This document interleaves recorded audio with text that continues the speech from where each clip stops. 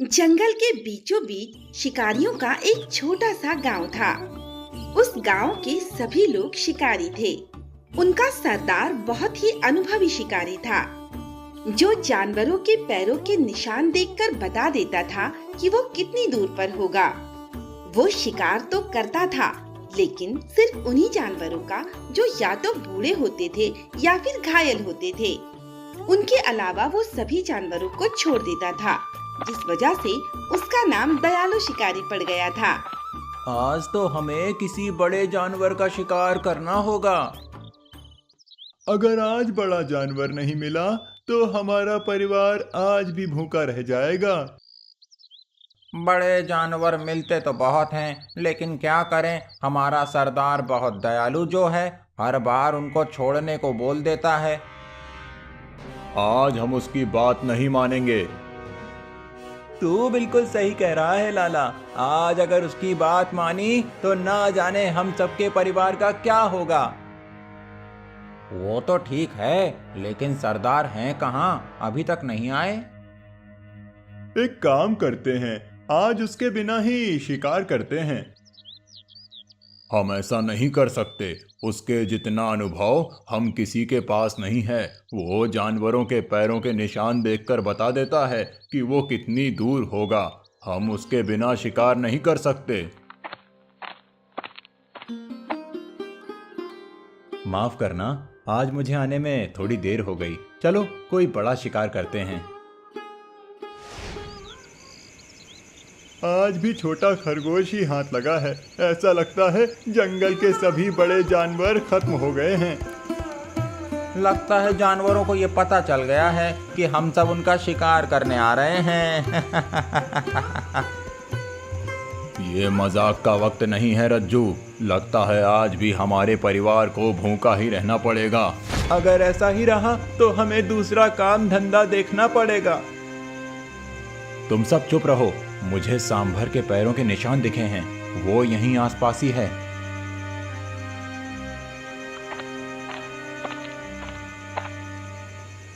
अभी कितना और चलना पड़ेगा? उस सांभर के पैरों के निशान नदी की तरफ गए हैं। हमें नदी के पास ही जाल बिछाकर वहीं छुपकर उसके जाल में फंसने का इंतजार करना होगा।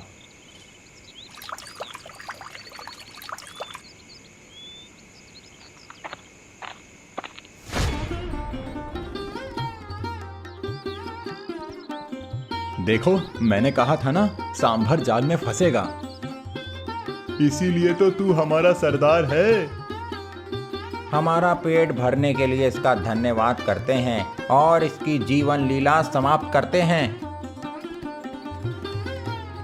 रज्जू रुको, इसे मत मारो। ऐसा लगता है ये हमसे कुछ कहना चाहता है।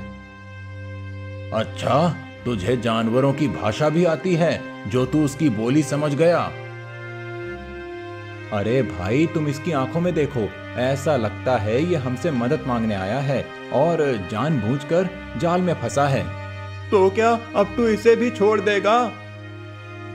लाला, मैं जाल खोल रहा हूँ। अगर ये भागा तो इसे बंदूक से मार देना, और अगर नहीं भागा तो सब समझ जाना कि ये जानबूझकर जाल में फंसा था।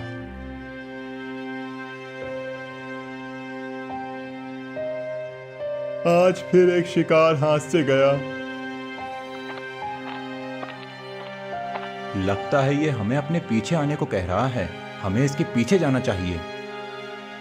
हम में से कोई नहीं आ रहा, तू ही जा इसके पीछे। चलो सब किसी और शिकार की तलाश करते हैं।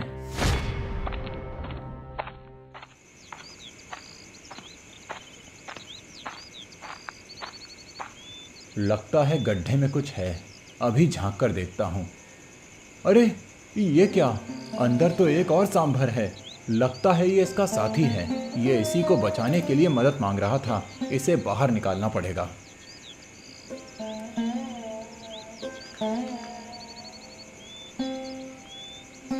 अरे अरे, बस बस, मैं समझ गया कि तुम मुझे धन्यवाद दे रहे हो। अब मैं जा रहा हूँ। अब से ध्यान रखना किसी गड्ढे में ना गिरो। आज भी आ गए खाली हाथ। खुद को शिकारी कहते हो और एक भी जानवर नहीं मार सकते। अब मैं बच्चों को क्या खिलाऊं? आज भी उन्हें भूखा रहना पड़ेगा। नहीं भाभी जी, आज कोई भूखा नहीं रहेगा। आज हमने बहुत बड़ा हिरण मारा है। एक हिस्सा आपके लिए भी लाया हूँ। अब दयालु हमारा सरदार नहीं है, अब से उसे अपने साथ शिकार पर नहीं ले जाया करेंगे। सही बोला टांडा, नहीं तो वो हमें भूखा मार डालेगा। अब उसमें पहले वाली बात नहीं रही, अब वो कोई जानवर नहीं मार सकता।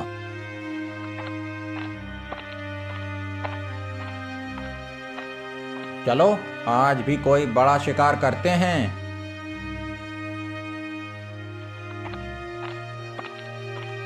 लगता है आज ये चारों मेरे बिना ही शिकार पर जा रहे हैं। मुझे इनके पीछे जाना चाहिए, कहीं ये मेरे बिना किसी मुसीबत में ना फंस जाएं।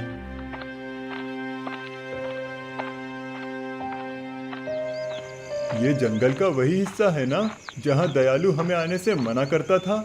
हाँ बाघा, अच्छा हुआ हम उसे साथ नहीं लाए, नहीं तो वो हमें यहाँ आने से मना कर देता।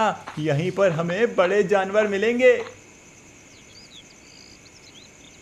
शिकार की तलाश में हम सब जंगल के बहुत अंदर आ गए हैं, लेकिन अब तक एक भी जानवर नहीं मिला।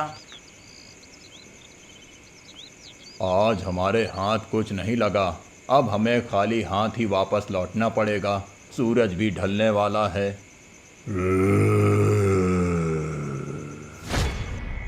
लगता है आज कुछ बड़ा शिकार हाथ लगेगा।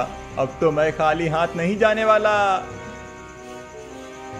तुम सब कहाँ जा रहे हो? रुक जाओ। अब तू हमारा सरदार नहीं है, हम में से कोई भी तेरी बात नहीं सुनेगा। अगर तुम्हें अपनी जान प्यारी है तो मैं जो कहता हूँ वो सुनो, नहीं तो वो तुम्हारी हड्डियां भी चबा जाएगा। कौन? जंगली भैंसा हमारी हड्डियां चबाएगा? भैंसे कब से इंसानों को खाने लगे?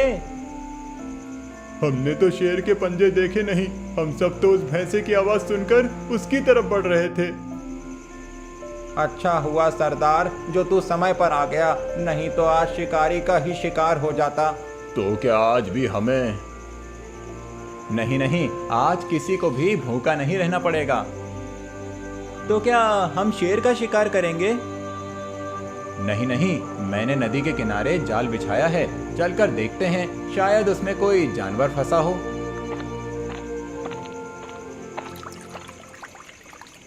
ऐसा मगरमच्छ तो मैंने पहले कभी नहीं देखा। कितना विशाल मगरमच्छ है, वो भी सोने का। क्या करें, इसे अपना खाना बनाएं या छोड़ दें? मुझे तो ये कोई जादुई मगरमच्छ लगता है, इसे छोड़ना ही ठीक रहेगा। मुझे पता था सरदार यही बोलेगा।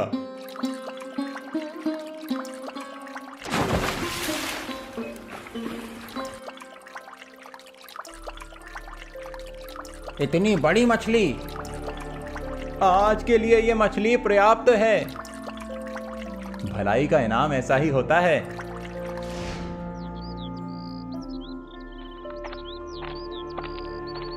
आप ही दयालु शिकारी हैं, मैंने आपके बारे में बहुत सुना है, मैं आपसे मदद मांगने आया हूँ।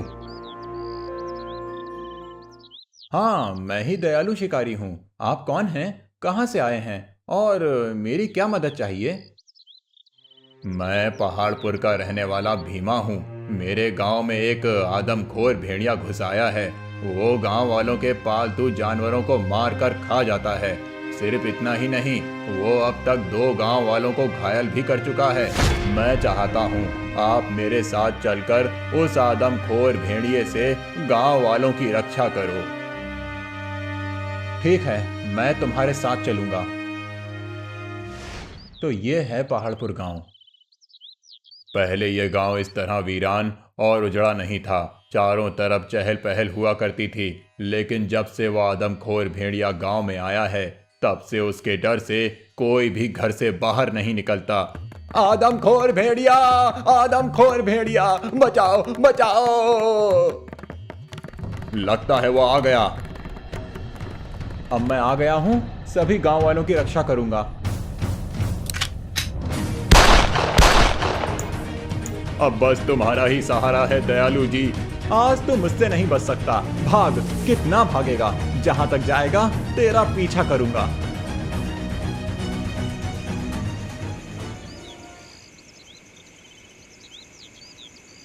तो ये आदमखोर भेड़िया यहाँ रहता है। अब ये यहाँ से कभी बाहर नहीं निकल पाएगा। लगता है इनके खाने को कुछ नहीं है और ये भेड़िया अपनी पत्नी और बच्चों के लिए खाने का इंतजाम करने के लिए गांव में घुसता है। लेकिन भेड़िया तो झुंड में रहने वाला जानवर है, इसका पता लगाना पड़ेगा, लेकिन उससे पहले इनके खाने का इंतजाम करना पड़ेगा। इनका इंतजाम तो हो गया, अब वापस जाता हूँ। दयालु जी, आपने उस भेड़िए को मार दिया? नहीं, वो पत्थरों के बीच से होता हुआ भाग निकला। कोई बात नहीं दयालु जी, वो कल फिर आएगा। अब आप पूरी तरह तैयार रहना। वो तो ठीक है, लेकिन मुझे एक बात जानना है। कौन सी बात? ये गांव पहाड़ों के बीच में बसा हुआ है, तो यहाँ बहुत से छोटे जानवर होने चाहिए, लेकिन वापस आते हुए तो ना किसी जानवर की आवाज सुनी और ना ही उनके पैरों के निशान देखे। इसका क्या कारण है? दयालु जी, एक समय था जब आसपास के जंगलों में बहुत से छोटे जानवर हुआ करते थे और वो भेड़िए उन्हीं का शिकार करते थे। लेकिन दूसरे गांव के लोगों ने जंगल पर अतिक्रमण कर लिया और छोटे जानवरों को मारने लगे, जिस वजह से धीरे धीरे जंगल के लगभग सभी छोटे जानवर खत्म हो गए। अब सिर्फ कुछ खरगोश ही बचे हैं, वो भी कुछ दिनों में पूरी तरह से खत्म हो जाएंगे। अब बात समझ आई, वो भेड़िया गांव के अंदर क्यों आ रहा है। लेकिन एक बात समझ नहीं आ रही। कौन सी बात दयालु जी? भेड़िया तो झुंड में रहने वाला जानवर है, तो फिर वो अकेला क्यों है? वो भेड़िया पहले अकेला नहीं था, उसका पूरा झुंड था जो जंगलों के जानवरों से अपना पेट भरता था। लेकिन जब से जंगल के जानवर खत्म हुए हैं, तब से खाना ना मिलने के कारण झुंड के सभी भेड़िए एक एक करके मर गए। अब सिर्फ वही एक अकेला बचा है जो गांव के मवेशियों को मार रहा है। पूरी बात अब मेरे समझ में आ गई है कि वो भेड़िया गांव के अंदर क्यों आया। कौन सी बात दयालु जी?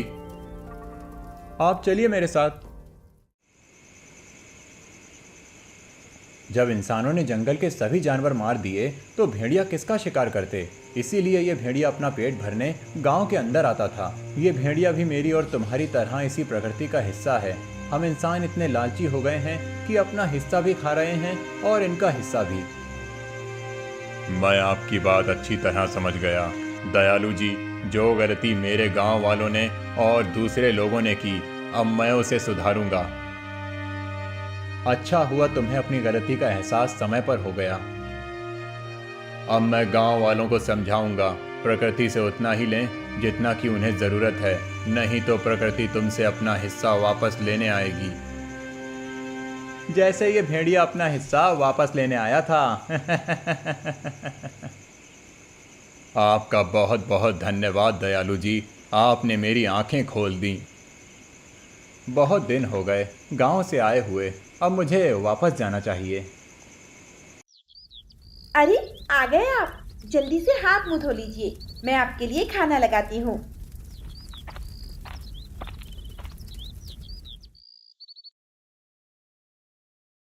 आपने उस आदमखोर भेड़िए को मार दिया या फिर उस पर भी दया आ गई आपको दूसरे जानवरों की तरह? अरे भाई, वो भी हमारी तरह इसी प्रकृति का हिस्सा है, उसे भी जीने का अधिकार है। अगर कोई उसका खाना छीनेगा तो वो अपना खाना लेने तो आएगा ही ना। आप और आपकी बातें, मेरी तो कुछ भी समझ में नहीं आता। मैं शिकारी जरूर हूँ, लेकिन अपना पेट भरने के लिए शिकार करता हूँ, किसी जानवर की हत्या करने के लिए नहीं। अच्छा होता आप उसी गांव में रुक जाते, कम से कम मुझे भरपेट खाना तो मिलता। अब फिर से भूखा रहना पड़ेगा। भाभी जी, ये रहा आपका हिस्सा। अरे सरदार, तू कब आया? मार दिया उस भेड़िए को। लगता है तुम सबने मेरे बिना शिकार करना सीख लिया है। हाँ सरदार, हम में से कोई भी तेरी तरह जानवरों पर दया नहीं करता। हम दयालु नहीं है ना।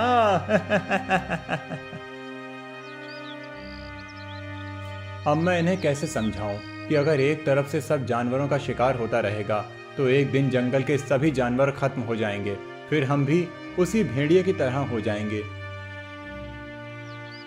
अब हमारा सरदार वापस आ गया है। अब हम उसके बिना शिकार करना सीख गए हैं।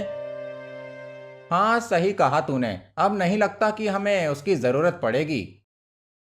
तुम सब सही बोल रहे हो। जब वो नहीं था तो हम सभी जानवरों का शिकार कर लेते थे, लेकिन अब वो आ गया है तो पहले की तरह बोलेगा, ये गर्भवती है, ये बच्चा है, ये फलाना है, ये ठिकाना है, इसे छोड़ दो, अब हमें उसकी जरूरत नहीं है।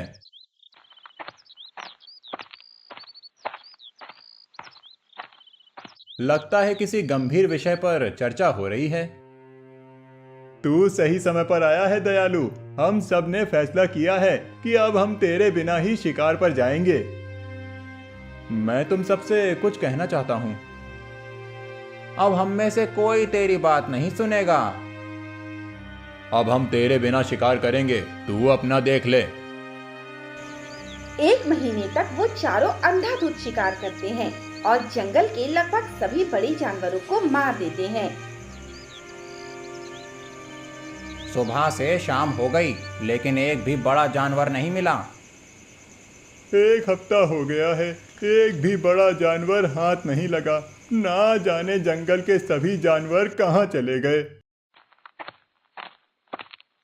या तो हम शिकार नहीं कर पा रहे हैं या जंगल के जानवर खत्म हो गए हैं। अगर ऐसा ही चलता रहा तो हमारा परिवार भूखा मर जाएगा। लगता है हमने दयालु का साथ छोड़कर गलती कर दी है। उसके पास चलते हैं, वो हमारी मदद करेगा। वो सभी दयालु शिकारी को पूरी बात बताते हैं। मुझे जिस बात का डर था, तुम लोगों ने वही किया। हमसे गलती हो गई दयालु, अब हम क्या करें? जब मैंने तुमसे किसी गर्भवती या नवजात जानवर को छोड़ने को कहा था तो तुम मुझ पर गुस्सा करते थे। अब तुम्हें समझ में आया कि मैं ऐसा क्यों करता था। हाँ, अब सब आ रहा है। तुमने सभी नवजात और गर्भवती जानवरों का शिकार कर लिया है। अब जंगल में कोई जानवर पैदा ही नहीं होगा, तो तुम किसके सहारे अपना भरण पोषण करोगे? प्रकृति ने सबका हिस्सा बराबर रखा है, इंसानों के लिए अलग और जानवरों के लिए अलग। लेकिन हम इंसान इतने लालची हो गए हैं कि अपना हिस्सा तो खा जाते हैं, साथ ही साथ जानवरों का हिस्सा भी नहीं छोड़ते। अगर ऐसा ही चलता रहा तो एक दिन प्रकृति का संतुलन बिगड़ जाएगा और फिर कुछ नहीं बचेगा, क्योंकि ये जितने भी जीव हैं वो सब एक दूसरे पर निर्भर हैं। हम इंसान खुद को सब जीवों से बड़ा समझते हैं, लेकिन हम उनके बिना कुछ नहीं हैं। समय रहते तुम सबकी आंखें खुल गईं। अब हम सब तेरी बात समझ गए सरदार। अब हम तेरी हर बात मानेंगे और प्रकृति से उतना ही लेंगे जितने की हमें जरूरत है। उस दिन के बाद वो सभी दयालु शिकारी की बात मानने लगे और उन्हीं जानवरों का शिकार करते जिससे प्रकृति का संतुलन बना रहे